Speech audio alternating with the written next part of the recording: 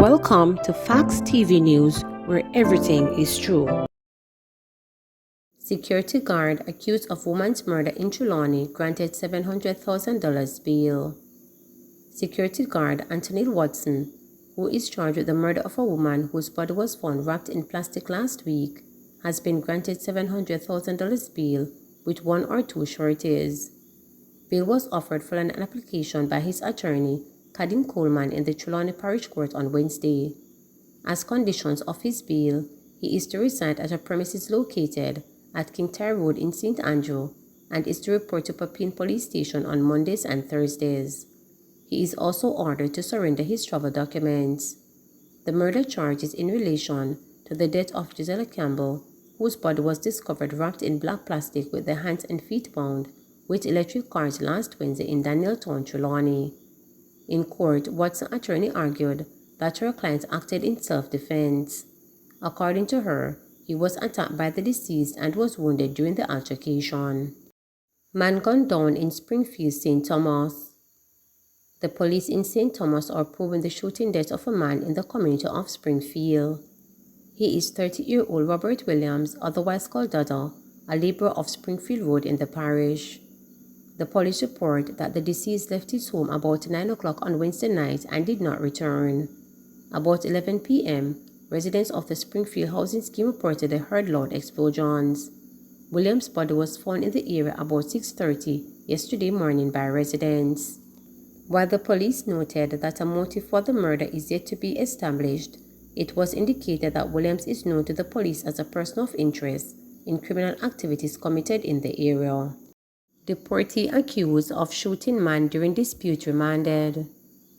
Shamar O'Connor, who fled Jamaica after allegedly shooting a man during an altercation in 2018, was remanded when he appeared in the St. Catherine Parish Court. O'Connor, otherwise called Zoom, who is charged with wounding with intent, was informed that his case would be transferred to the gun court in Kingston. On Tuesday, Parish Judge Desiree Aline ordered that he appear on April 29 when the matter is to be mentioned. It is being alleged that O'Connor and the complainant had a disagreement on Treadworth District in Linstead, St. Catherine on February 2, 2018. It further alleged that he brandished a gun which he reportedly used to shoot the complainant. An investigation was launched by the police, but O'Connor fled the island. He was subsequently caught in Bahamas and later deported to Jamaica in March 2022. Following investigation, he was subsequently charged in relation to the 2018 shooting. Man arrested for allegedly shooting at woman, firearm seized. A man has been taken into custody by the Lawrence Tavern Police in relation to a gun attack on a woman in Goulburn District in rural St. Andrew yesterday afternoon. A firearm was also seized. The incident occurred about 12:30 p.m. Reporters understand that the man is a taxi operator who reportedly intervened in a domestic dispute and a firearm was brought into play. The complainant contacted the police, who quickly dispatched a team. Reports are that the man was accosted in the area, and during questioning he allegedly confessed he was armed with the gun and later pointed to the police to where the weapon was hidden. Investigations are ongoing. Meanwhile, crime scene detectives in St. Andrew North Police Division have been busy over the last 24 hours. About 1:15 a.m., a man known as Christopher was murdered near the entrance of the community of Cassava Peace. There was also a second shooting in Cassava Peace near a footbridge yesterday morning. No injuries were reported. There was also a stabbing incident of an employee at the Task City on Constant Spring Road. Reporters were informed that sometime Wednesday night, men went to the Mount Erie community and murdered a businessman. A resident told reporters that two of the would-be attackers were held and beaten and their motor vehicle set ablaze. Two of the other attackers managed to escape, while a third man was handed over to the police. He is now under police guard in hospital in critical condition. Senior Superintendent Aaron Fletcher, commanding officer for the division, could not be reached for comment. Cops raise alarm over student spill parties. Students have been finding more creative ways to sneak contraband into schools to satisfy their urges for drugs and foster other illegal activities. Among the latest trends is a practice of opening bags of snacks, loading them with contraband, and drugs then resealed them to avoid detection by school administrators. This was highlighted in a workshop held by the St. Catherine Sort Police Division at the Greater Portmore Police Station on Tuesday, as they raised the alarm over several issues affecting schools, including an alarming rate of drug use, gambling practices, extortion, sexual activities, teen domestic violence, and the genesis of gangs. What we are seeing and the trends that we have observed in our schools in terms of contraband and drugs is what is known as the ganja cake, the drops, and the alcohol-infused gummies. Detective Corporal Damon Hammond, Safe Schools Coordinator for the division, told principals, teachers, guidance counselors, and deans of discipline from more than 25 schools in Portmore. He also pointed to the students' increasing use of a party drug called Molly, a popular rave drug used at nightclubs and music festivals that is of serious concern to the law enforcement. There is an emerging drug outside the school community known as Molly, and some of our students are attending what is called pill parties. This is new because formerly you would hear about ecstasy as a party drug, Hammond said, adding that law enforcement was on top of the situation and that the police were currently mulling over strategies to combat this practice. The police will also be moving to educate students so that they will be able to identify these and know what to consume and what to abstain from. The St. Catherine Sort Police Divisional Commander Senior Superintendent Christopher Phillips, who is also a former educator, said it was imperative that schools be on the cutting edge and be able to identify these trends. He noted that in today's classroom, it is a tougher environment, adding that given all the changes in technology and the things students are now being exposed to, there is a need to lend assistance to the schools. He noted that with the majority of students being out of the physical classrooms for roughly 2 years due to the pandemic, there were miraculous. Public defender wants cop charged for King haircut. Public defender Arlene Harris Henry is recommending that the police corporal who was accused of cutting Nsinga King's hair be charged with assault after an investigation by her office found that the woman cut the teenager's locks out of revenge. Harrison, in a 67-page report on the incident, sparked public outrage, made a raft of recommendations, including damages for the assault that was committed by the police and the violation of her constitutional rights in respect of cutting her hair. King, a 19-year-old student from Lioneltown in Clarendon, alleged that her dreadlocks were trimmed by a policewoman while in custody at the Fort Pass police station in Clarendon in July last year.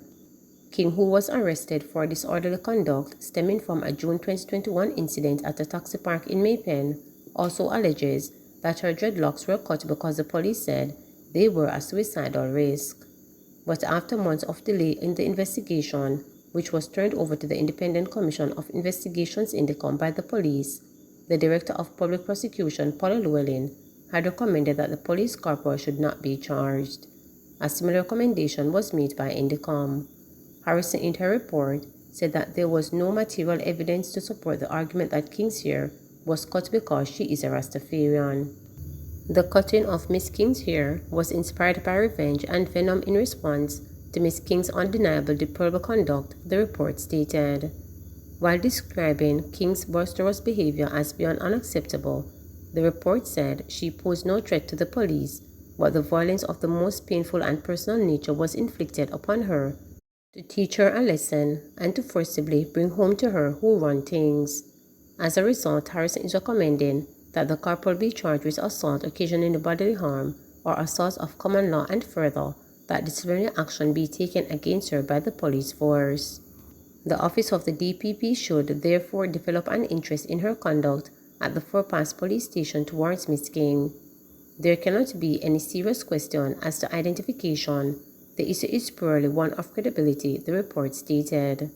The public defender also called for the corporal supervisor and inspector, who was on duty at the time of King's alleged haircut, to face disciplinary action for not taking any steps to prevent the criminal conduct or failing to act having discovered negligence in her duties.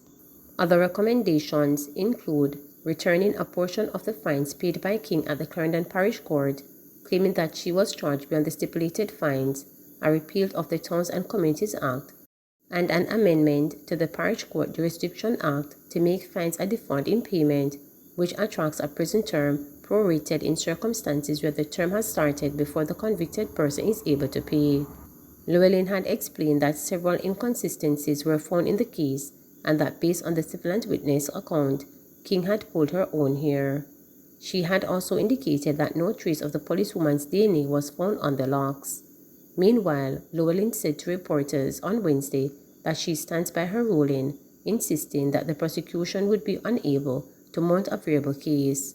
It would appear from my cursory reading of the report that my learned friend, the public defender, did not have the benefit of the abundance of the material that the ODPP and Indicom would have had in our assessment, said Llewellyn.